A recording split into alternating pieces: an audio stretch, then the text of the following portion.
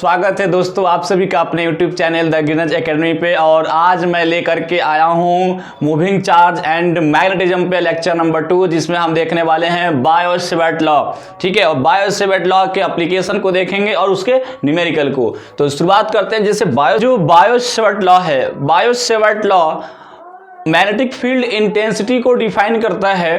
तो सबसे पहले ये जान लेते हैं कि मैग्नेटिक फील्ड इंटेंसिटी क्या होता है। यहाँ पे हम जो स्टडी कर रहे हैं मूविंग चार्ज है और करंट कैरिंग कंडक्टर है। इसके अगले चैप्टर में मैं बात करूँ तो वो है मैग्नेटिज्म, जिसमें हम नेचुरल मैग्नेट को भी देखेंगे। लेकिन इसमें हम ये कहेंगे कि किसी भी इसको डिफाइन कर सकते हैं कि किसे कहते हैं मैग्नेटिक फील्ड।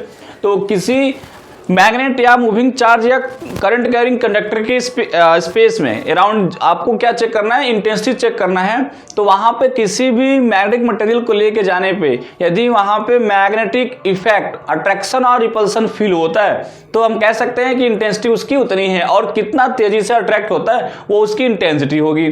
ठीक है, तो अगर मैं इस डेफिनेशन को बात करूं तो डेफिनेशन लिखेंगे इसका,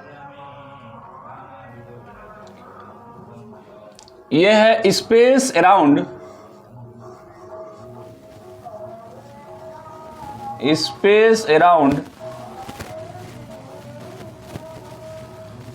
any magnet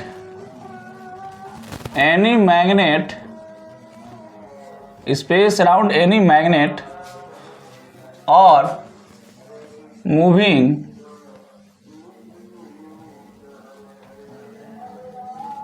moving charge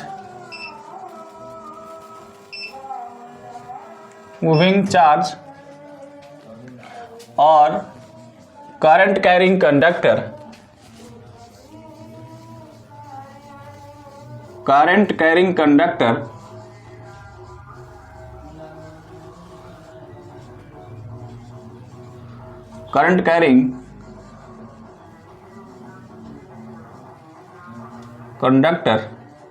in which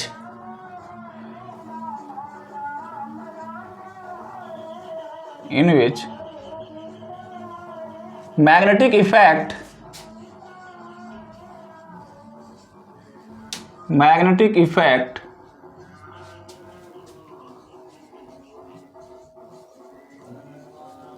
attraction or repulsion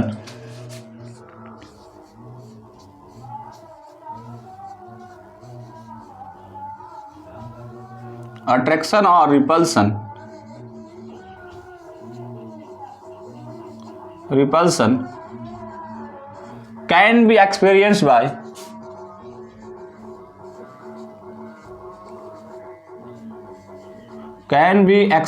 by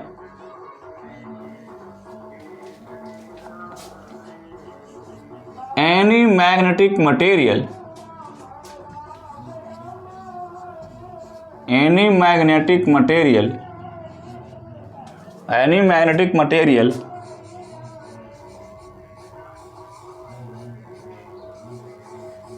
known as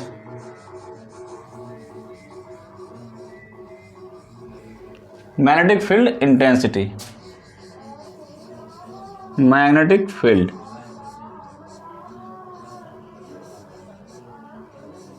ये हुआ हमारे पास मैग्नेटिक फील्ड का डेफिनेशन।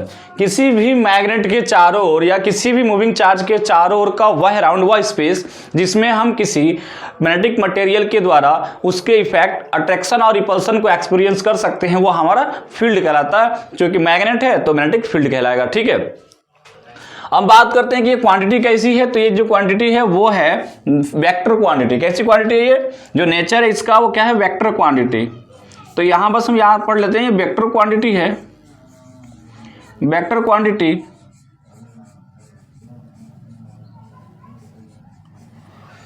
और इसे हम वेक्टर बी से रिप्रेजेंट करते हैं। किससे? वेक्टर बी से। ये है वेक्टर बी, इससे रिप्रेजेंट करते हैं। ठीक है, और इसको हम मैग्नेटिक फील्ड इंटेंसिटी भी कहते हैं, मैग्नेटिक फ्लक्स डेंसिटी भी कहते हैं। दूसरा बात करें यूनिट की, तो यूनिट इसका होता है ऐसा यूनिट टेस्ला कह सकते हैं, या वेबर पर मीटर स्क्वायर।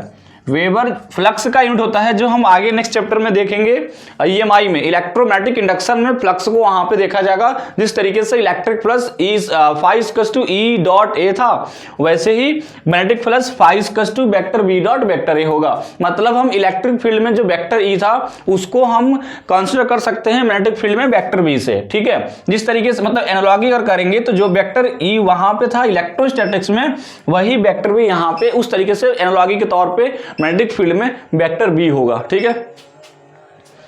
अब मैं बात करता हूं डायमेंशन की। डायमेंशन, तो डायमेंशन आप निकाल सकते हो फॉर्मूला यूज करके, F=IBL। IBL फॉर्मूला अभी बताएंगे इस फॉर्मूला कहां से आया है, लेकिन हमें क्या करना है, यहां से इस फॉर्मूले को यूज करके आप B को निकाल सकते हो, F/IL, और F का होता है MLT-2 और I का होगा A और L का होगा L। अब देखो L से L कैंसिल हो गया, M यहां पे हो जाएगा MT-2 A इनवर्स, ठीक है। तो डायमेंशन लिख सकते हो आप, M, L का टर्म है ही नहीं तो L को 0 लिख देंगे, T-2 और A इनवर्स। ये हुआ डायमेंशन ऑफ B। तो इस तरीके से डायमेंशन हो गया। ये मैग्नेटिक फील्ड हमने पढ़ लिया, क्योंकि बायो-सेवर्ट लॉ जिन्होंने जिसके लिए लॉ बताया वो टर्म है मैग्नेटिक फील्ड इंटेंसिटी। तो हमें जानना होगा कि ये क्या होता है। तो हम समझ गए कि मैग्नेटिक फील्ड इंटेंसिटी का जो यूनिट होगा वो टेस्ला होगा या वेबर पर मीटर स्क्वायर होगा, जो कि हम यहाँ पे देख लिए थे, ठीक है।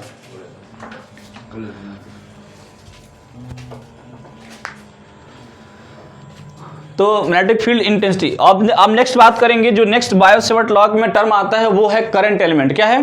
Current element. तो करंट एलिमेंट की बात करते हैं।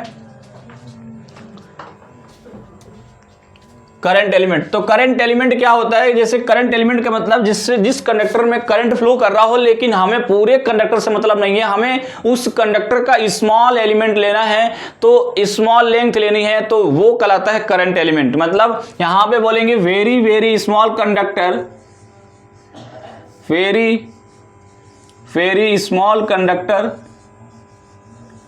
Small current carrying conductor, current carrying conductor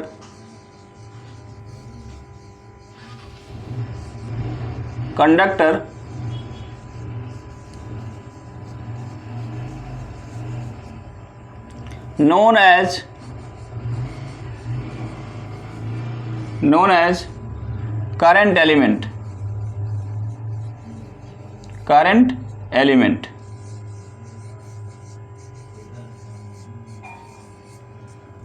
अब इस करंट एलिमेंट को आईडीएल से लिखते हैं। किससे लिखते हैं? आईडीएल से। वेक्टर क्वांटिटी है, यहां भी क्या लिखेंगे? वेक्टर क्वांटिटी है।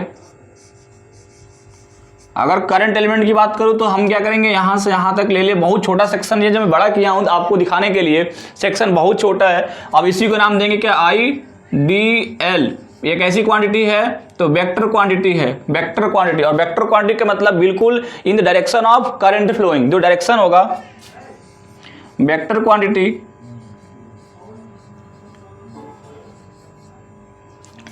और जो डायरेक्ट वेक्टर क्वांटिटी हो गई। अब मैं बात करता हूं डायरेक्शन की, तो डायरेक्शन क्या होगा? इन the direction of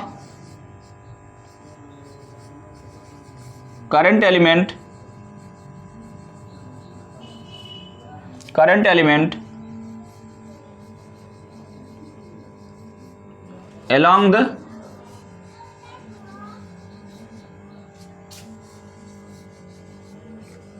direction of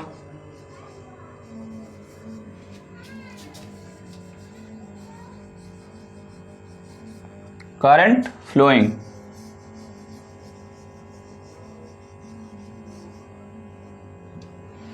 ये होगा करंट एलिमेंट का डायरेक्शन। आप यूनिट निकाल सकते हो, यूनिट लिख देंगे इसका एम्पियर मीटर। क्या हो जाएगा? Ampere metre.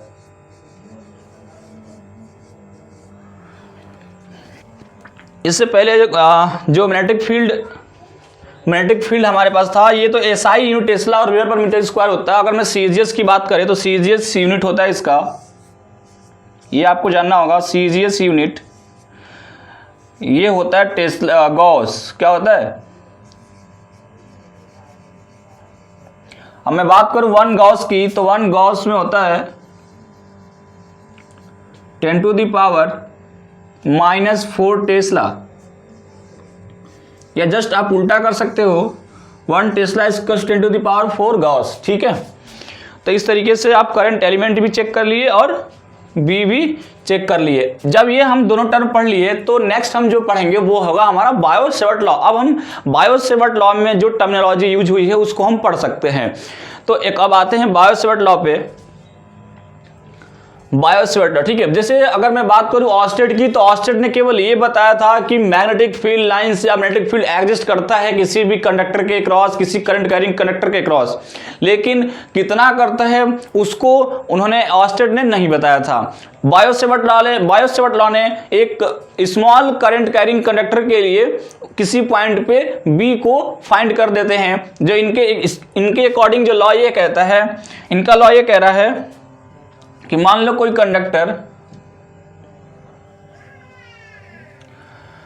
कंडक्टर है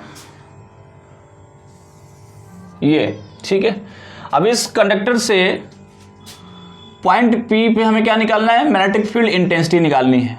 कंडक्टर है करंट कैरिंग कंडक्टर आई, अब इसके पी पॉइंट पे हमें निकालना क्या है, मैग्नेटिक फील्ड इंटेंसिटी। तो अकॉर्डिंग टू बायो-सेवर्ट लॉ सबसे पहले हम क्या लेंगे, करंट एलिमेंट लेंगे, और करंट एलिमेंट का जो डायरेक्शन होगा वो in the direction of current flowing होगा।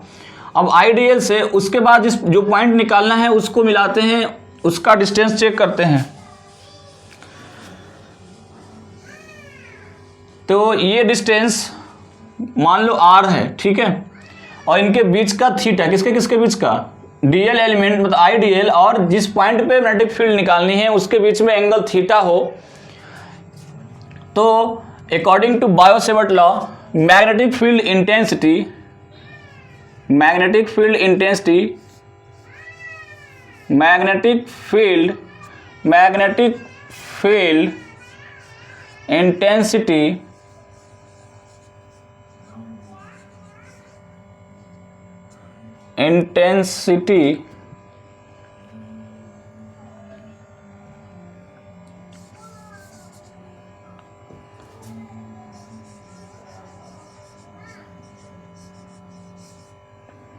अब जब एलिमेंट बहुत छोटा है तो मैग्नेटिक फील्ड भी बहुत छोटी आएगी वहां पे, तो intensity D B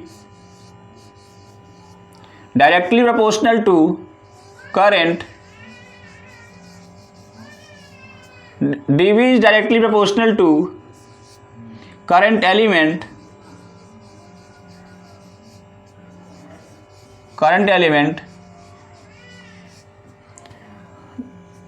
dV is directly proportional to sine of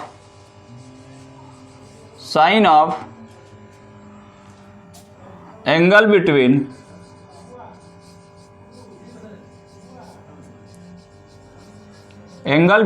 current element and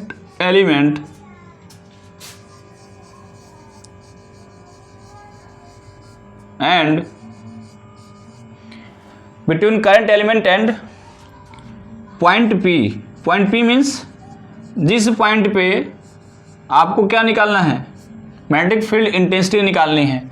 तो ये हो गया डायरेक्टली प्रोपोर्शनल, लेकिन जो dB होता है मतलब magnetic field intensity inversely proportional to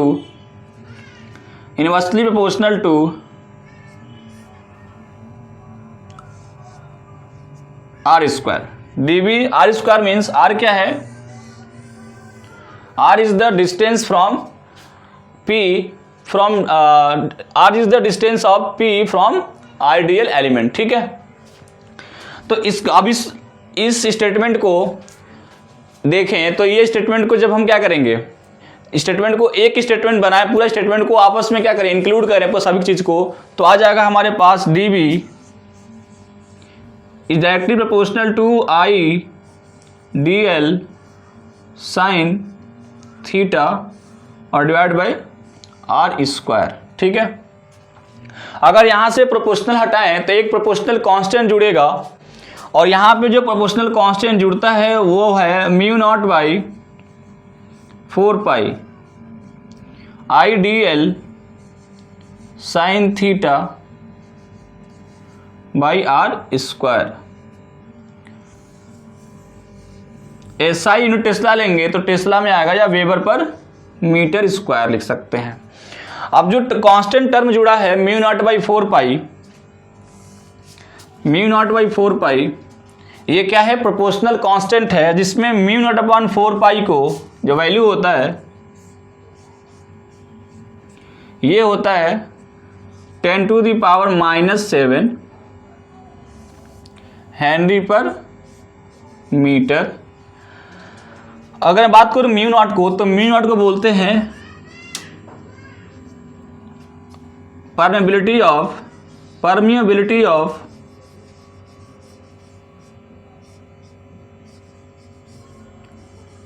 free space.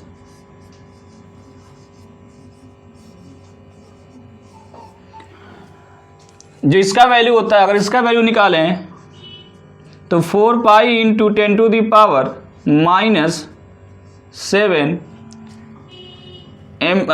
Henry पर मीटर। इस तरीके से ये परमिबिलिटी ऑफ फ्री स्पेस बता रहा है, जैसे जिस तरीके से एप्सिलॉन नॉट वहां पे हुआ करता था वो टर्म यहाँ पे म्यू नॉट के टर्म में है। और ये बताता है कि कोई भी मैग्नेटिक मटेरियल कितना जल्दी मैग्नेटाइज हो जाएगा, जिसको हम आगे फिर से एक म्यू नॉट और म्यू आर लेंगे, क्योंकि अभी यहाँ पे हम वैक्यूम या स्पेस की बात कर रहे हैं तो म्यू नॉट ले रहे हैं 4 पाई इंटू 10⁻⁻7। तो ये हुआ हमारे पास बायो-सेवर्ट लॉ। अब इसको हम वेक्टर फॉर्म में देखेंगे। नेक्स्ट देखते हैं इसको वेक्टर फॉर्म में कि वेक्टर फॉर्म में क्या होगा, क्योंकि ये तो वैल्यू आगे करके हम जानते हैं मैग्नेटिक फील्ड इंटेंसिटी क्या है, वेक्टर क्वांटिटी है, तो वेक्टर क्वांटिटी का डायरेक्शन भी आना चाहिए। तो जब इसको हम डायरेक्शन लिखेंगे तो ये आएगा यहाँ पे, ये है BSL, vector form of BSL।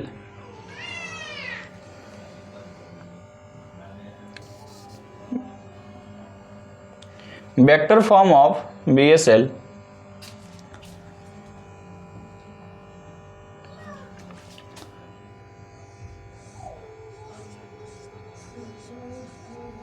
Vector form of BSL means Biot-Savart law. ठीक है, अब वेक्टर फॉर्म में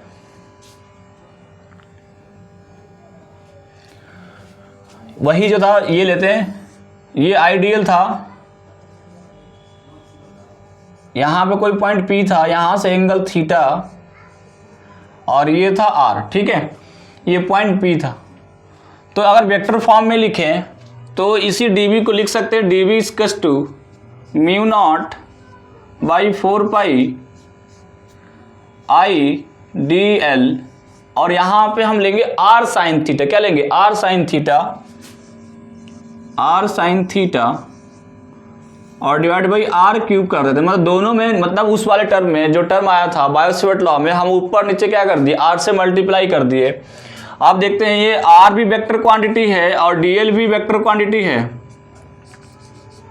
R भी वेक्टर क्वांटिटी और DL भी वेक्टर क्वांटिटी। तो दोनों मिलकर के अगर किसी दो वेक्टर क्वांटिटी के बीच में साइन थीटा हो और उनमें प्रोडक्ट हो तो क्या कहते हैं, इसे क्या कहते हैं, ये है दो वेक्टर का क्रॉस प्रोडक्ट। ये क्या है, दो वेक्टर का क्रॉस प्रोडक्ट है। तो ये हो जाएगा I, यहाँ पे हो जाएगा DL क्रॉस R, और इसको लिखेंगे R क्यूब लिख सकते हैं, या इससे लिखेंगे मॉड R का होल क्यूब। तो ये आया हमारे पास वेक्टर फॉर्म में। ठीक है, टेस्ला होगा। अब यहां से आप देख सकते हैं कि जो B है वो DL और R का क्रॉस वेक्टर है। इसका मतलब जो डायरेक्शन ऑफ B होगा, डायरेक्शन ऑफ B वो परपेंडिकुलर होगा किसके, DL के, और ये B परपेंडिकुलर होगा किसके, वेक्टर R के। अब डीएल क्रॉस आर, अब आप क्लास पिछली क्लास की बात करें तो वहां पे आप दो वेक्टर के क्रॉस के बारे में पढ़े थे कि क्रॉस निकालने के लिए क्या करते हैं हम, क्रॉस का डायरेक्शन निकालने के लिए, क्रॉस प्रोडक्ट से निकलने वाला प्रोडक्ट का डायरेक्शन पता करने के लिए हम राइट हैंड थंब रूल लगाते हैं। राइट हैंड रूल लगाएंगे और वहां से हम पता करेंगे कि बी का डायरेक्शन क्या होगा। तो राइट हैंड थंब रूल अभी यहां पे देखते हैं, तो जो करंट करेंट, क्योंकि हमारे पास डीएल का डायरेक्शन ऐसे है और आर का डायरेक्शन ये है, ये डीएल का डायरेक्शन और ये आर के डायरेक्शन, तो हम क्या करेंगे, अपने थंब को रखेंगे डीएल के डायरेक्शन में और आर के डायरेक्शन में अपने फिंगर क्या करेंगे, कर्ल करेंगे। तो पी पॉइंट पे हमारा फिंगर कहां जा रहा है, इनसाइड में, तो जो डायरेक्शन ऑफ बी होगा वो क्या होगा, इनसाइड होगा, इनसाइड द प्लेन।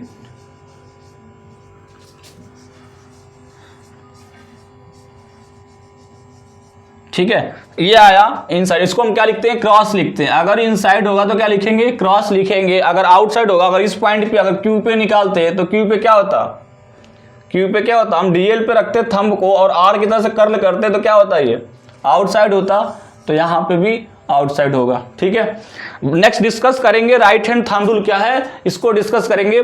ये है हमारे पास, अगर इन वेक्टर को निकालना है, क्योंकि दो वेक्टर का क्रॉस है, तो क्रॉस वेक्टर निकालने के लिए हमें क्या लगाना होता है, राइट हैंड थंब रूल लगाना होता है।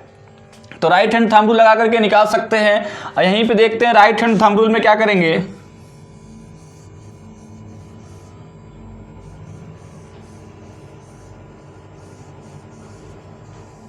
मान लो कि अगर हम यहां पे राइट हैंड थंब रूल में क्या लगाएंगे, ये जो थंब है वो करंट को बताएगा, किसको बताएगा, करंट को।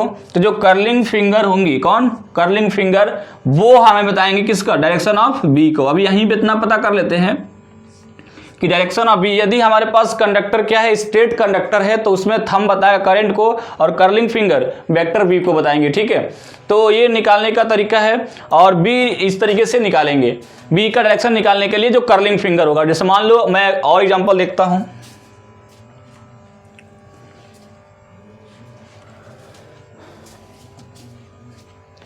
जैसे मान लो आपके पास वायर आया ये क्रॉस करके, मतलब इसमें ये करंट है, करंट का मतलब करंट इनवर्ड है, करंट इनवर्ड, और आपको इस पॉइंट पे क्या निकालना है, डायरेक्शन ऑफ बी, इस पॉइंट पे। तो क्या करेंगे, ऐसे थंब को हम क्या बोलेंगे कि थंब को कहां रखना है, थंब को इन द डायरेक्शन ऑफ आई, तो हम आई के डायरेक्शन में रखें थंब को, और जिस पॉइंट पे हमारे जिस पॉइंट पे निकालना होगा वैसे हम अपने फिंगर को कर्ल करेंगे। तो कर्ल कहां रहा, नीचे, कहां रहा, ये नीचे, तो ये हो जाएगा बी का डायरेक्शन डाउनवर्ड। ये डाउनवर्ड है क्योंकि यहां पे क्रॉस कौन हो गया है, क्रॉस हो गया है करंट, तो ये क्या आएगा, डाउनवर्ड आएगा, क्योंकि करंट एलिमेंट से परपेंडिकुलर आना चाहिए। फिर अगर इस पॉइंट पे निकालते तो इस पॉइंट पे क्या आता, ऊपर आता। ठीक है, तो ये आता इस पॉइंट पे बी का डायरेक्शन, इस पॉइंट पे बी का डायरेक्शन। अगर यही वायर हमारा ये होता डॉट, ठीक है, डॉट होता, तो क्या करते हम, ये हमारा आउटवर्ड है करंट, करंट क्या है, आउटवर्ड है, तो ऐसे करते, और इस पॉइंट पे निकालना होता तो क्या करते, अपवर्ड, और इस पॉइंट पे, इस पॉइंट पे निकालना है तो डाउनवर्ड। ठीक है, तो इस तरीके से आप राइट हैंड थंब रूल लगा करके उस पॉइंट पे डायरेक्शन ऑफ बी निकाल सकते हो। Direction of B is perpendicular to DL, direction of B is perpendicular to are.